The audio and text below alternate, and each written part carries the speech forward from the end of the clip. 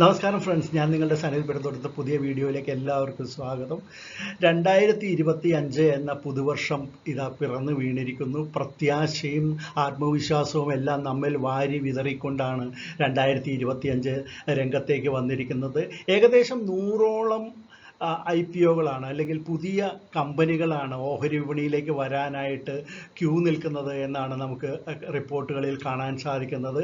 ഈ 2025 ഏകദേശം 2.5 ലക്ഷം കോടി രൂപയാണ് മാർക്കറ്റിൽ നിന്ന് ഇത്തരം കമ്പനികൾ സമാഹരിക്കാനായിട്ട് പോകുന്നത് എന്നുള്ളത് വളരെ സന്തോഷകരമായിട്ടുള്ള ഒരു കാര്യമാണ്. എന്തായാലും വളരെ സജീവമായിരിക്കും IPO മാർക്കറ്റും സെക്കൻഡറി മാർക്കറ്റും എന്ന് തന്നെ നമുക്ക് കരുതാനായിട്ട് സാധിക്കും. എന്തായാലും ഓഹരി വിപണി എന്നുള്ളത് സ്വർണത്തെ പിന്നിലാക്കിക്കൊണ്ട് ഏറ്റവും മികച്ച ഒരു നിക്ഷേപ മാർഗമായിട്ട് മാറും ഈ വർഷം എന്ന് തന്നെ നമുക്ക് കരുതാം. കാരണം നമ്മുടെ രാജ്യത്തെ ഏറ്റവും മികച്ച നിക്ഷേപ മാർഗമായിട്ട് സ്വർണത്തെയാണ് എല്ലാവരും കരുതിയിരുന്നത്.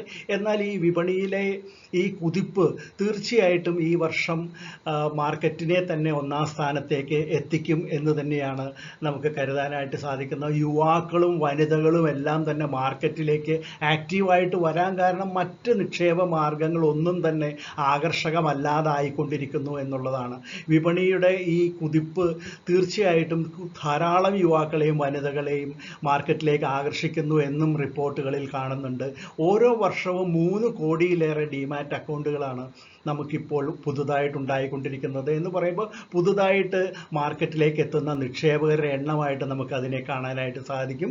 അപ്പോൾ ഇപ്പോൾ തന്നെ ഏകദേശം 18 കോടിയോളം ഡിമാറ്റ് അക്കൗണ്ടുകളാണ് NSDL-ലും അതുപോലെ തന്നെ CDSL-ലുമായിട്ടുള്ളത്. അപ്പോൾ നമ്മളുടെ നിക്ഷേപകരുടെ എണ്ണം വർദ്ധിക്കുന്നത് തീർച്ചയായിട്ടും ഇന്ത്യൻ ഓഹരി വിപണിയെ സംബന്ധിച്ചിടത്തോളം വലിയ ഒരു കുതിപ്പിന് ഇടയാക്കുമെന്ന് തന്നെ കരുതാം. ഫെബ്രുവരി 1-ാം തീയതി കേന്ദ്ര ബജറ്റ് കൂടി അവതരിപ്പിക്കുമ്പോൾ തീർച്ചയായിട്ടും അത് മാർക്കറ്റിന് വലിയ ഒരു ചലനം ഉണ്ടാക്കുന്ന ഒന്നായിരിക്കും എന്നാണ് എല്ലാവരുടെയും തന്നെ പ്രതീക്ഷ.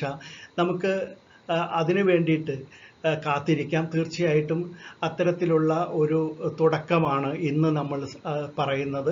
ഈ വർഷത്തെ അല്ലെങ്കിൽ ഈ കലണ്ടർ ഇയറിലെ 2025 എന്നുള്ള കലണ്ടർ ഇയറിലെ ആദ്യത്തെ IPOയുടെ വിശേഷമാണ് ഞാൻ നിങ്ങളുമായിട്ട് ഇന്ന് പങ്കുവയ്ക്കാൻ ഉദ്ദേശിക്കുന്നത്. Standard glass lining technology limited എന്ന ഹൈദരാബാദ് ബേസ്ഡ് ആയിട്ടുള്ള ഒരു കമ്പനിയാണ് ഇന്ന് നമ്മൾ സംസാരിക്കുന്നത്. അതേക്കുറിച്ചാണ്. അത് തീർച്ചയായിട്ടും ഫാർമസ്യൂട്ടിക്കൽ മേഖലയിലും കെമിക്കൽ സെക്ടറിലും എൻജിനീയറിംഗ് എക്യുപ്മെൻറ്റ്സ് നിർമ്മിച്ച് നൽകുന്ന ഒരു കമ്പനിയാണ്.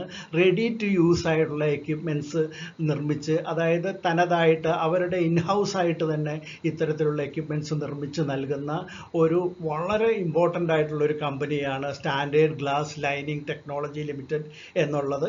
ഈ കമ്പനിയുടെ ഇഷ്യൂ ജനുവരി 6-ാം തീയതി ഓപ്പൺ ചെയ്തിട്ട് 8-ാം തീയതി വരെയാണ് ഇത് ഓപ്പൺ ആയിരിക്കുന്നത്. ഇവർ 410.05 കോടി രൂപയാണ് മാർക്കറ്റിൽ നിന്ന് റൈസ് ചെയ്യുന്നത്. അതിൽ 210 കോടി രൂപയ്ക്കുള്ളത് ഫ്രഷ് ഓഹരികളും ബാക്കി 200.05 കോടി രൂപയ്ക്കുള്ളത് ഓഫർ ഫോർ സെയിലും ആയിരിക്കും. അപ്പോൾ നമുക്ക് ഈ വർഷത്തെ ആദ്യത്തെ IPO ആയിട്ടുള്ള, അതായത് മെയിൻ സ്ട്രീം IPO ആയിട്ടുള്ള standard glass lining technology limited എന്ന ഈ തെലങ്കാന ബേസ്ഡ് ആയിട്ടുള്ള കമ്പനിയുടെ വിശേഷങ്ങളിലേക്ക് കിടക്കാം. കമ്പനി നിർമ്മിക്കുന്ന സ്പെഷ്യലൈസ്ഡ് എൻജിനീയറിംഗ് എക്യുപ്മെൻറ്റ്സ് പ്രധാനമായിട്ടും ഗ്ലാസ് ലൈൻഡ് മെറ്റീരിയൽസും സ്റ്റെയിൻലെസ് സ്റ്റീലിലുള്ളതും അതുപോലെ തന്നെ നിക്കൽ അലോയ് ആയിട്ടുള്ള എക്യുപ്മെൻറ്റ്സ് ആണ് നിർമ്മിക്കുന്നത്. അത് പ്രധാനമായിട്ടും ഫാർമസ്യൂട്ടിക്കൽ കൂടാതെ chemical, paint, biotechnology, food and beverages തുടങ്ങിയിട്ടുള്ള സെഗ്മെൻറ്റുകളിലാണ് അല്ലെങ്കിൽ സെക്ടറുകളിലാണ് ഇവരുടെ പ്രോഡക്റ്റുകൾ ഏറ്റവും കൂടുതൽ ഉപയോഗിക്കപ്പെടുന്നത്. പിന്നെ പ്രധാനപ്പെട്ട ചില കസ്റ്റമേഴ്സിൻ്റെ പേര് പറയുമ്പോൾ തന്നെ നമുക്ക് ഏകദേശം ഊഹിക്കാനായിട്ട് സാധിക്കും കമ്പനിയുടെ ഇമ്പോർട്ടൻസ്. അതായത് അബിറ്റോറിയ pharma, Aurobindo pharma, CCL food and beverages private limited, പിന്നെ Cohance life science, Cadila pharma, ഇങ്ങനെ നിരവധി കമ്പനികളാണ് സ്റ്റാൻഡേർഡ് ഗ്ലാസിൻ്റെ കസ്റ്റമേഴ്സായിട്ട് വരുന്നത്. കമ്പനിയുടെ ഗ്ലാസ് ലൈനിങ് എക്യുപ്മെൻസും അതുപോലെ തന്നെ വാക്വം പമ്പുകളും എല്ലാം വളരെ മാർക്കറ്റിൽ വളരെ മുൻനിരയിൽ കോമ്പറ്റീഷനെ അതിജീവിച്ച് വളരെ മുന്നേറിക്കൊണ്ടിരിക്കുന്നതിൻ്റെ പ്രധാന കാരണങ്ങളിലൊന്ന് ജപ്പാനിലെ അസാഹി ഗ്ലാസ് പ്ലാന്റും GL ഹാക്കു എന്നുള്ള പ്ലാന്റും ഒക്കെ ആയിട്ട് ഇവർക്കൊരു ടൈപ്പ് ഉണ്ട് മെറ്റീരിയൽ പ്രൊക്യൂർമെൻറ്റിൻ്റെ കാര്യത്തിൽ എന്നുള്ളത് വളരെ നിർണായകമായിട്ടുള്ളൊരു കാര്യമാണ്. അതുപോലെ തന്നെ മറ്റൊരു കാര്യം എടുത്തു പറയേണ്ടത് NSE 500 ഇൻഡെക്സ് ഉണ്ടല്ലോ, അതിലെ 500 കമ്പനികളാണ് ഉള്ളതെന്ന് നമുക്കറിയാം. അതിലെ ഒരു 80ഓളം കമ്പനികൾ, അതായത് ഫാർമസ്യൂട്ടിക്കലും കെമിക്കൽ മാനുഫാക്ചേഴ്സുമായിട്ടുള്ള കമ്പനികൾ എടുക്കുകയാണെങ്കിൽ അതിലെ പ്രധാനപ്പെട്ട 30 കമ്പനികൾ സ്റ്റാൻഡേർഡ് ഗ്ലാസ് ലൈനിങ്ങിൻ്റെ കസ്റ്റമേഴ്സാണ് അല്ലെങ്കിൽ ക്ലയൻസ് ആണ് എന്നുള്ളത് നമുക്ക് മനസ്സിലാക്കാനായിട്ട് സാധിക്കും. കമ്പനിയെ സംബന്ധിച്ച് പറയുകയാണെങ്കിൽ ഹൈദരാബാദിലെ 8ഓളം മാനുഫാക്ചറിങ് യൂണിറ്റുകളാണ് ഉള്ളത്. പിന്നെ അവരുടെ ഡിസ്ട്രിബ്യൂഷൻ നെറ്റ്വർക്ക് നോക്കുകയാണെങ്കിൽ ഗുജറാത്ത്, മഹാരാഷ്ട്ര, ആന്ധ്രാപ്രദേശ്, തമിഴ്നാട്, കർണാടക ഇങ്ങനെയൊക്കെയുള്ള സ്റ്റേറ്റുകളിൽ ഡിസ്ട്രിബ്യൂഷൻ നെറ്റ്വർക്ക് നല്ലപോലെ ഉണ്ട് എന്നുള്ളത് എടുത്തു പറയേണ്ട കാര്യമാണ്. പിന്നെ ഇതിൻ്റെ സെയിൽസ് ആൻഡ് മാർക്കറ്റിംഗ് നോക്കുകയാണെങ്കിൽ മറ്റു രാജ്യങ്ങളിൽ, അതായത് Bangladesh, Russia, north America, south America, Europe, പിന്നെ ഏഷ്യയിലെയും ആഫ്രിക്കയിലെയും ചില രാജ്യങ്ങൾ, ഇവിടെയെല്ലാം ഇവർക്ക് സെയിൽസ് ആൻഡ് മാർക്കറ്റിംഗ് വിഭാഗം പ്രവർത്തിക്കുന്നുണ്ട്. ഇപ്പോഴത്തെ കണക്ക് വെച്ച് നോക്കുകയാണെങ്കിൽ ഏകദേശം 378 ഫുൾ ടൈം എംപ്ലോയീസും 823 കോൺട്രാക്ട് ലേബേഴ്സുമാണ് കമ്പനിക്കുള്ളതെന്നാണ് അവരുടെ പ്രോസ്പെക്ടസിൽ പറഞ്ഞിട്ടുള്ളത്. ഇനി കമ്പനിയുടെ പ്രൊമോട്ടേഴ്സ് ആരൊക്കെയാണെന്ന് നോക്കാം. നാഗേശ്വർ റാവു കാണ്ടുല, അദ്ദേഹമാണ് മാനേജിംഗ് ഡയറക്ടർ, ചിത്രത്തിൽ കാണുന്ന വ്യക്തി. അദ്ദേഹത്തെ കൂടാതെ കാണ്ടുല കൃഷ്ണവേണിയുണ്ട്, കാണ്ടുല രാമകൃഷ്ണ, അതുപോലെ തന്നെ വെങ്കട മോഹനറാവു കത്രഗദ്ദ, പിന്നെ കുണ്ടവല്ലി പൊന്നറാവു. ഇത്രയും ഇൻഡിവിജ്വൽസും അതിനോടൊപ്പം തന്നെ S2 എഞ്ചിനീയറിംഗ് സർവീസസ് എന്നുള്ളൊരു കോർപ്പറേറ്റ് എൻറ്റൈറ്റിയും ഇതിൽ പ്രധാന പ്രൊമോട്ടേഴ്സിൻ്റെ ലിസ്റ്റിൽ പെടുന്നുണ്ട്. ഇവരുടെ കൈവശമാണ് ഇഷ്യൂവിന് മുമ്പ് 72.49% കമ്പനിയുടെ ഓഹരികളും. ഇനി മറ്റു വിവരങ്ങൾ നോക്കുകയാണെങ്കിൽ EPS 3.64, P റേഷ്യോ 38.5, NAV 22.22 എന്നിങ്ങനെയാണ് കാണിക്കുന്നത്. ഇനി അതിൻ്റെ ഫിനാൻഷ്യൽ കണക്കുകൾ പരിശോധിക്കുകയാണെങ്കിൽ 2023 റവന്യൂ 500.08 കോടി രൂപയാണ്. അത് 2024 ആയപ്പോൾ 549.68 കോടി രൂപയായിട്ട് വർദ്ധിച്ചിട്ടുണ്ട്. അതുപോലെ നെറ്റ് ഇൻകം നോക്കുകയാണെങ്കിൽ 53.42 കോടി രൂപയാണ് 2023 കമ്പനിയുടെ ലാഭം എന്ന് പറയുന്നത്. അത് 2024 ആയപ്പോഴത്തേക്കും 60.01 കോടി രൂപയായിട്ട് ഉയർന്നിട്ടുണ്ട്. അത് ഇത്തവണത്തെ, അതായത് 2024-25 വർഷത്തെ ഹാഫ് ഇയർലി കണക്കിലും ഈ ഉയർച്ച കാണാൻ സാധിക്കുന്നുണ്ട്.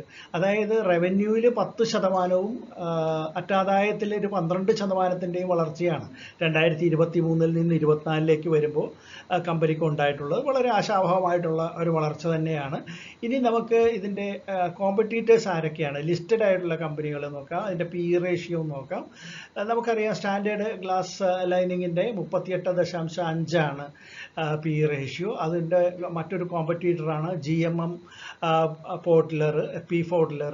അത് 36.05 ആണ് അതിൻ്റെ PE റേഷ്യോ കാണുന്നത്. മറ്റൊന്ന് HLE ഗ്ലാസ് കോട്ടാണ്, 68.04 അതിൻ്റെ PE. പിന്നെ തെർമാക്സ് ആണ്, 86.63 അവരുടെ PE റേഷ്യോ കാണുന്നത്. ഇനി ഫ്രഷ് ഓഹരികളുടെ വിൽപ്പനയിലൂടെ ലഭിക്കുന്ന 210 കോടി രൂപയുണ്ടല്ലോ, അത് എന്തിനു വേണ്ടിയിട്ടാണ് കമ്പനി വിനിയോഗിക്കാൻ ഉദ്ദേശിച്ചിരിക്കുന്നത് എന്ന് അവർ പറഞ്ഞിട്ടുണ്ട്. അതിൽ ഒരു 10 കോടി അവരുടെ ക്യാപിറ്റൽ എക്സ്പെൻഡിച്ചറിന് വേണ്ടിയിട്ട്, അതായത് മെഷീനറികളും മറ്റും വാങ്ങുന്നതിന് വേണ്ടിയിട്ട് വിനിയോഗിക്കും. അതുപോലെ ഒരു 130 കോടി രൂപ അവരുടെ പേയ്മെൻറ്റ്സുകളും ചില കടബാധ്യതകളും എല്ലാം തീർക്കുന്നതിന് വേണ്ടിയിട്ട്. അത് കമ്പനിയുടെ മാത്രമല്ല, S2 എഞ്ചിനീയറിംഗ് എന്നുള്ള അവരുടെ സബ്സിഡിയറി മറ്റൊരു കമ്പനി ഉണ്ടല്ലോ, അതിൻ്റെ കൂടി ഇത്തരത്തിലുള്ള പേയ്മെൻറ്റുകൾ കൊടുക്കുന്നതിന് ഒരു 130 കോടി രൂപ അവർ വിനിയോഗിക്കുന്നുണ്ട്. പിന്നെ മറ്റൊരു 30 കോടി രൂപയുടെ കാര്യം പറഞ്ഞിരിക്കുന്നത് അവരുടെ സബ്സിഡിയറി, അതായത് S2 engineering industry private limited എന്നുള്ള കമ്പനിയിലേക്ക് ആവശ്യമായിട്ടുള്ള ചില ക്യാപിറ്റൽ എക്സ്പെൻഡിച്ചറുകൾ, അവിടത്തേക്കുള്ള മെഷീനറികളും മറ്റും വാങ്ങുന്നതിന് വേണ്ടിയിട്ട് വിനിയോഗിക്കും എന്നാണ് കാണുന്നത്. പിന്നെ ഒരു 20 കോടി രൂപ അവർ ഈ സ്ട്രാറ്റജിക് ആയിട്ടുള്ള എക്സ്പാൻഷന് വേണ്ടിയിട്ട് അക്വിസിഷനുകളും മറ്റും നടത്തുന്നതിന് വേണ്ടിയിട്ട് ആണ് ഉപയോഗിക്കാൻ ഉദ്ദേശിക്കുന്നത്. ബാക്കിയുള്ള തുകയാണ് കമ്പനിയുടെ ജനറൽ ആയിട്ടുള്ള കോർപ്പറേറ്റ് ആവശ്യങ്ങൾക്ക് വേണ്ടിയിട്ട് കമ്പനി മാറ്റിവെച്ചിട്ടുള്ളത്. ഇനി ഈ കമ്പനിയുടെ ഇഷ്യൂവിൻ്റെ ലീഡ് മാനേജേഴ്സ് നോക്കുകയാണെങ്കിൽ IIFL സെക്യൂരിറ്റീസ് ആണ്, അതുപോലെ അതിൻ്റെ രജിസ്ട്രാർ KFin ടെക്നോളജീസുമാണ്. പുതുവർഷമല്ലേ, മടി കൂടാതെ ലൈക്ക് ചെയ്യാനും കമൻ്റ് ഇടാനും ശ്രമിക്കണേ. ഇനി നമുക്ക് ഈ കമ്പനിയുടെ IPO വിശേഷം ഒറ്റനോട്ടത്തിലൊന്ന് പരിശോധിക്കാം. IPO ഡേറ്റ് ജനുവരി 6 മുതൽ 8 വരെയാണ്. ഇഷ്യൂ പ്രൈസ് എന്ന് പറയുമ്പോൾ 133 രൂപ മുതൽ 140 രൂപ വരെയാണ്. ഫ്രഷ് ഓഹരികൾ 210 കോടി രൂപയ്ക്കുള്ളതാണ്. ഓഫർ ഫോർ സെയിൽ 200.05 കോടി രൂപയ്ക്കുള്ളതാണ്. അപ്പോൾ ടോട്ടൽ ഇഷ്യൂ സൈസ് എന്ന് പറയുമ്പോൾ 410.05 കോടി രൂപയ്ക്കുള്ളത് വരും. അപ്പോൾ റീറ്റെയിലേഴ്സിനെ സംബന്ധിച്ചിടത്തോളം മിനിമം വാങ്ങേണ്ടത് 107 ഓഹരികളാണ് ഒരു ലോട്ട് എന്നുള്ള നിലയിൽ. അങ്ങനെ 13 ലോട്ട് വരെ റീറ്റെയിലേഴ്സിന് വാങ്ങാം. ഇനി ഇതിൻ്റെ പ്രത്യേകത 35% റീറ്റെയിലേഴ്സിന് ഓഹരി കൊടുക്കുന്നു എന്നുള്ളതാണ് ടോട്ടൽ ഉള്ളതിൻ്റെ. 50% ഇൻസ്റ്റിറ്റ്യൂഷൻസിനും 15% നോൺ ഇൻസ്റ്റിറ്റ്യൂഷൻസിനുമാണ് കൊടുക്കുന്നത്. ഇതിൻ്റെ അലോക്കേഷൻ വരുന്നത് ജനുവരി 9 ആയിരിക്കും എന്ന് പ്രതീക്ഷിക്കപ്പെടുന്നുണ്ട്. NSEയിലും BSEയിലും ലിസ്റ്റ് ചെയ്യുക, അത് ജനുവരി 13 ആയിരിക്കും. ഇനി ഇത് അപ്ലൈ ചെയ്യണോ വേണ്ടയോ എന്ന് നോക്കുന്നവരോട് പറയാനുള്ളത്, ഇതിൻ്റെ ടോപ്പ് ലൈനും ബോട്ടം ലൈനും നമ്മൾ കണ്ടു. വളരെ മികച്ച രീതിയിലാണ് ആ റിപ്പോർട്ടിംഗ് 3 വർഷങ്ങളിലും കണ്ടത്. അത് വളരെ മികച്ച രീതിയിലാണ് ടോപ്പ് ലൈനും ബോട്ടം ലൈനും ഇതിൻ്റെ ഉള്ളത്. അപ്പോൾ മാത്രമല്ല മറ്റൊരു കാര്യം പറയാനുള്ളത്, ഇതൊരു ഫുള്ളി പ്രൈസ്ഡ് ആയിട്ടുള്ള, ഇതിൻ്റെ ഏണിങ്സ് വെച്ച് നോക്കുകയാണെങ്കിൽ ഫുള്ളി പ്രൈസ്ഡ് ആയിട്ടുള്ള ഒരു ഇഷ്യൂ തന്നെയാണ്. നമുക്ക് പറയാവുന്ന മറ്റൊരു കാര്യം, ഈ ഫാർമസ്യൂട്ടിക്കൽ മേഖലയിൽ കെമിക്കൽ മാനുഫാക്ചറിങ് കമ്പനികളുടെയും എല്ലാം ഒരു പ്രിഫേർഡ് പാർട്ട്ണറാണ് സ്റ്റാൻഡേർഡ് ഗ്ലാസ് ലൈനിങ് ടെക്നോളജി എന്നുള്ള കമ്പനി എന്നുള്ളത് തന്നെ വളരെ ഇമ്പോർട്ടൻ്റ് ആയിട്ടുള്ള കാര്യമാണെന്ന് പറയാം. പിന്നെ അവരുടേതായ മേഖലയിലെ ടോപ്പ് 5 കമ്പനികൾ എടുക്കുകയാണെങ്കിൽ അതിലൊന്നാണ് ഈ സ്റ്റാൻഡേർഡ് ഗ്ലാസ് എന്നുള്ളത്. അപ്പോൾ തീർച്ചയായിട്ടും എല്ലാത്തരം നിക്ഷേപകർക്കും ധൈര്യമായിട്ട് ഇൻവെസ്റ്റ് ചെയ്യാവുന്ന ഒരു കമ്പനിയാണ് ഈ വർഷം ആദ്യമായിട്ട് ഇഷ്യൂവുമായിട്ട് വന്നിരിക്കുന്നത് എന്ന് തന്നെയാണ് എൻ്റെ വ്യക്തിപരമായിട്ടുള്ള അഭിപ്രായം. നിങ്ങൾക്ക് ഏവർക്കും ഒരു ഹാപ്പി ഇൻവെസ്റ്റിംഗ് ഇയർ ആശംസിച്ചുകൊണ്ട് നിർത്തുന്നു. Bye.